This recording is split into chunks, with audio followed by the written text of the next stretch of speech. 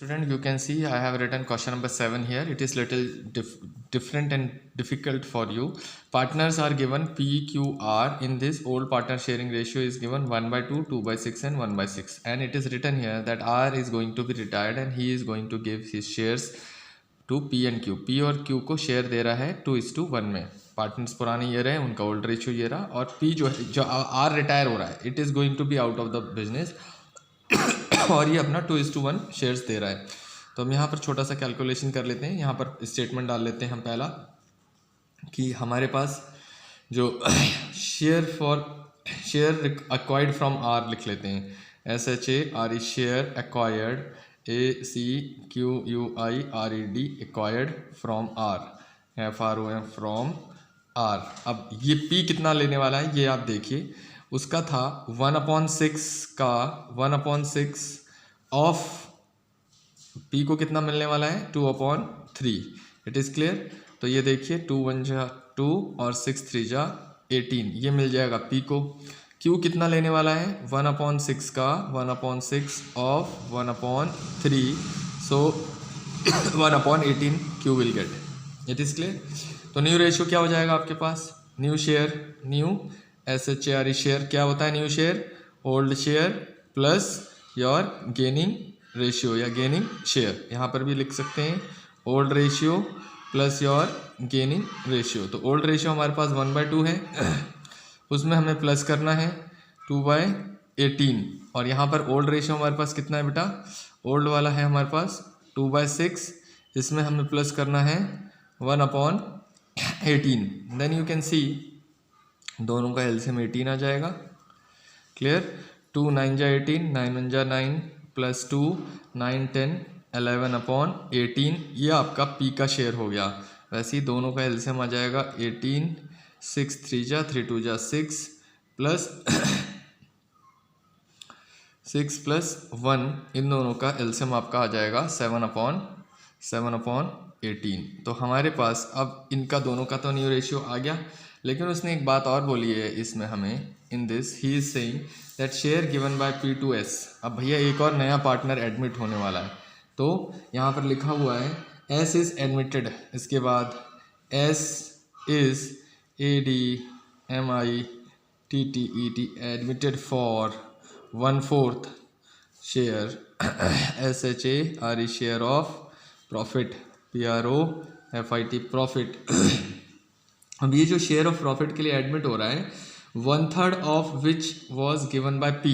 अब P से कितना लेगा ये P से लेगा, ही विल एक्वायर.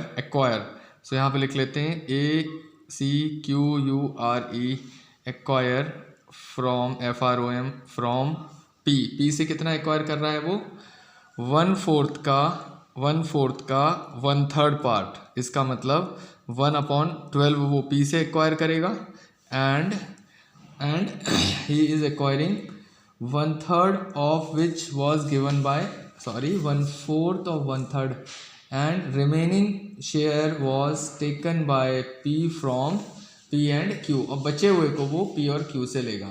तो इसका मतलब अब जो उसका शेयर आ गया, बचा हुआ कितना है वो देख लेते हैं. तो हम यहाँ पर एक नया स्टेटमेंट बना लेंगे.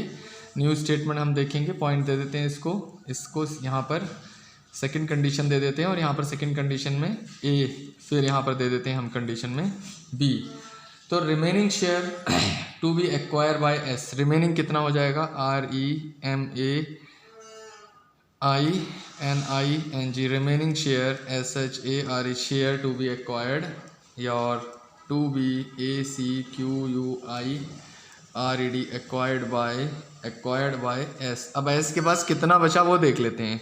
इज इक्वल्स टू पूरा कितना उसने 1/4 में से 1/12 तो उसने P से ले लिया, तो उसके पास कितना बच जाएगा, उसके पास बच जाएगा एलसीएम ले लेंगे तो ये हो जाएगा 12, 4 3 जा 3 - 2 2/12. तो हम लिख सकते हैं 2/12 बचेगा या और 1/6 बचेगा. अब ये 1/6 का जो हिस्सा है ये बराबर बराबर बांटा जाएगा. नाउ 1/6 correction, this is 1/6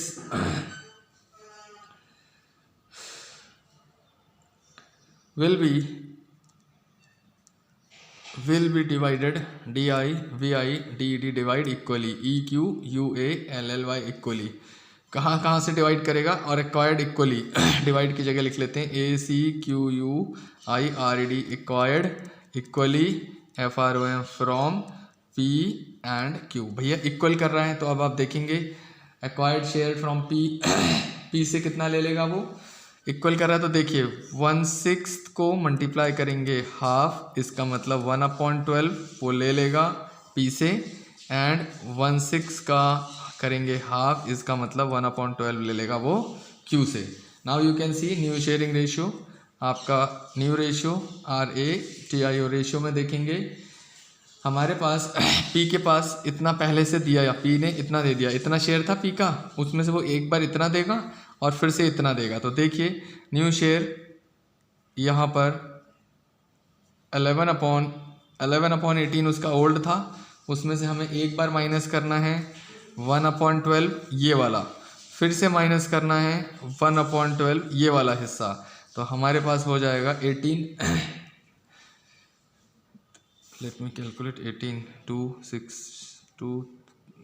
6 जा और 2 9 जा 9 6 9 54 36 so here 18 2 जा 36 2 2 11 जा 22 12 3 जा 3 1 जा 3 12 3 जा 3 1 जा 3 so it will be of your 36 at the down and 2 1 19 16।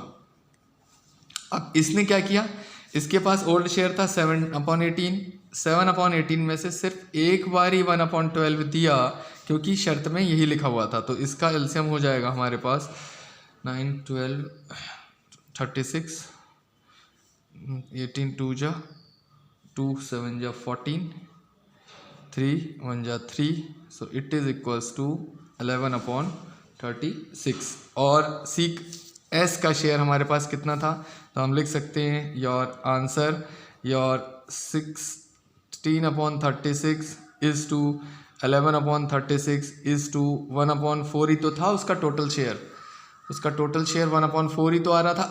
देखिए न्यू रेशियो में 1/18 माइनस 1/12 माइनस 1/12 एलसीएम 16 22 माइनस हमने कैलकुलेट कर दिया 16/36, ये किसका P का।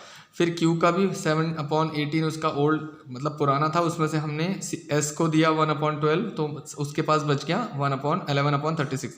S के लिए लिया था 1/4 लेने के लिए, तो इसको इक्वलाइज करने के लिए 1/4 को 36 बनाने के लिए 4 9 जा 9 1 जा 9, सो आपका आंसर होना चाहिए 16:11:9। कैसे देखिए, इसको 36 नीचे लिख दिया तो ये हो जाएगा आपका 16:11:4 9 जा 9 1 जा 9, तो आपका हो गया 16:11:9 इज द आंसर।